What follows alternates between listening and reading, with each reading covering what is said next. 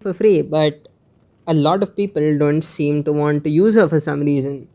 A lot of people who go on to Reddit threads and darker parts of the internet find out that she is actually really busted and get on to building her right away.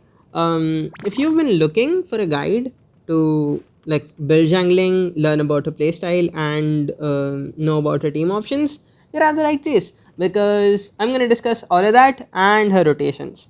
Mm, at this point, a good part of the community already knows about Xiangling and how she functions.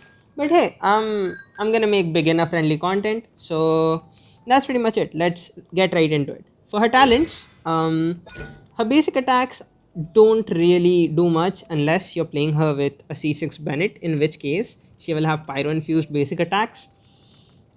I would not recommend doing that, but if you are doing it, I guess you could level up her basic attacks. But in general, I do not see why anyone would want to level up her basic attacks. You can go for it if you want to. I just don't like it myself. Her elemental skill is pretty simple. She summons a bear, and the bear shoots fire. It's a mini flamethrower. She also regenerates particles every time the bear hits anyone with the flamethrower. So it's a good skill to like regenerate HP passively. I mean energy passively. I'm sorry.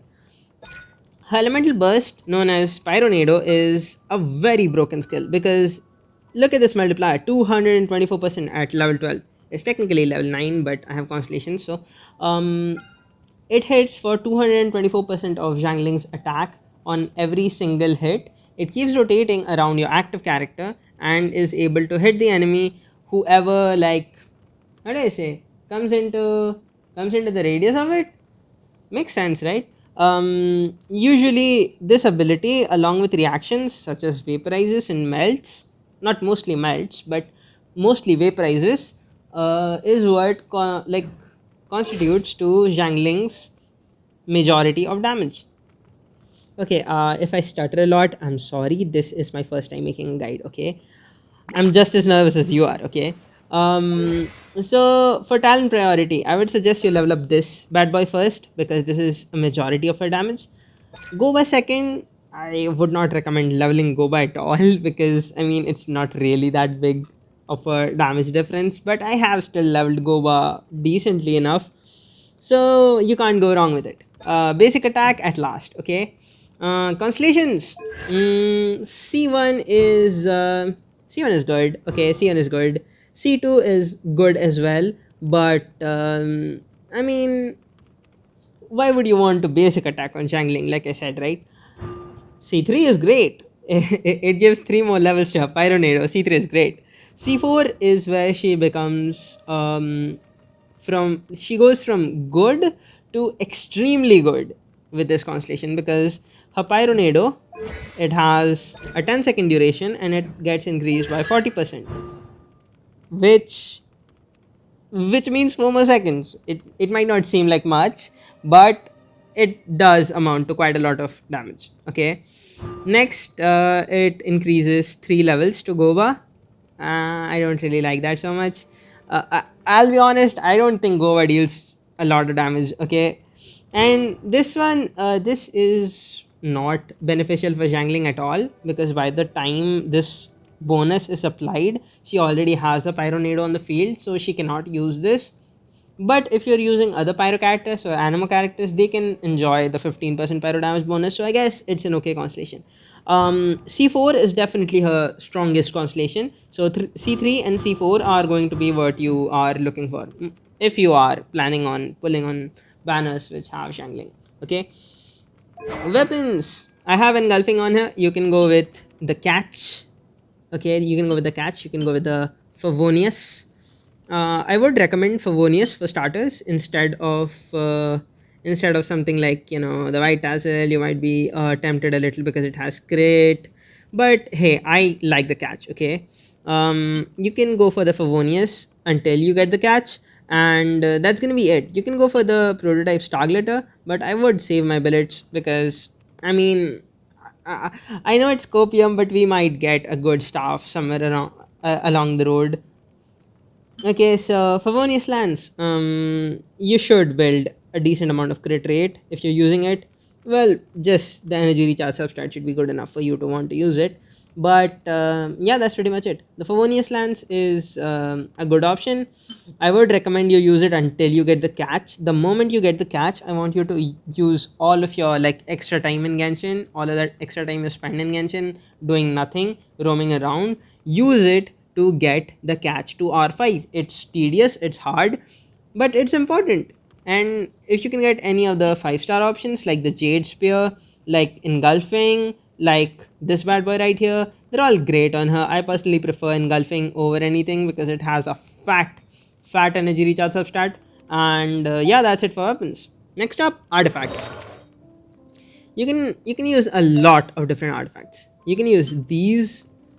I know this is a shit piece, but don't jump the gun quite yet. You can use the Gilded Dreams on her. I don't really like that, but I personally use the Emblem of Severed Fate. What this set does essentially is that it gives you 20% energy recharge, and then it gives you up to 75% extra damage based on how much energy recharge you have.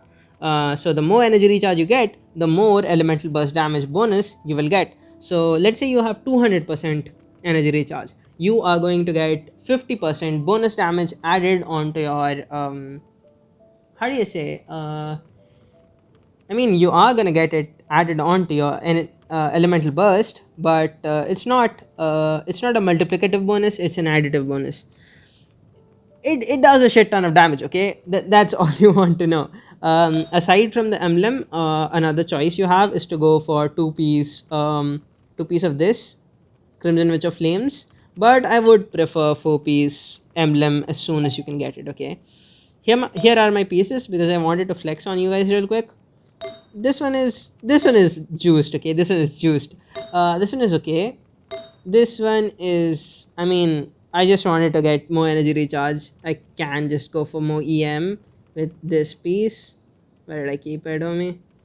This right here, yeah, I could go for more damage, but um yeah, pretty much. Okay, so for the flower, the stat is pretty much the same, right? So you should go for as much crit as possible, rate and damage. The feather, again, the stat is constant. You should go for as much crit, rate and damage as possible. The goblet, I mean the sands, I'm sorry, the sands, you can go for either energy recharge, attack or elemental mastery. I would recommend either energy recharge or elemental mastery, mostly energy recharge though, because getting a burst back on cooldown is really important. Next up is the goblet. You can go for elemental mastery or pyro damage bonus, or maybe attack too. But pyro damage bonus is just way better than the other two options. So I suggest you go for pyro damage bonus every single time you can go for pyro damage bonus. Next up, the circlet is going to be pretty much crit rate or crit damage depending on what you need. Most likely you will need a crit rate circlet unless you're running Jade Spear on her, in which case you should go for crit damage circlet. Okay, an ideal ratio. My Xiangling is on 70, 137.